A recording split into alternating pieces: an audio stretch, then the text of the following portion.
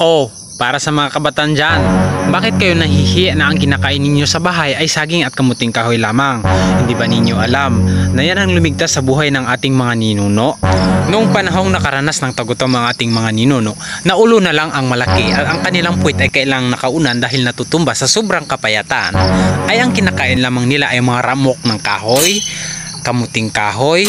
kamuting bagin, at kudot at marami pang iba na nagmumula sa kabundukan katulad ng batbat, mga sapwa, maubot. Kaya huwag kang mahiya ng kinakain mo lang ay umaga, tanghali, hapon, saging lamang. Okay lang yun. Yung ibang mga kabataan dyan, pinapakain ng magulang, ayaw kumain kasi saging lamang kakainin. Pero pagdating sa piyestahan, ang i-order, ang papaluto, banana Q, dangdang Q, o saging din. Pero huwag tayong mahiya mga katribo. Opo.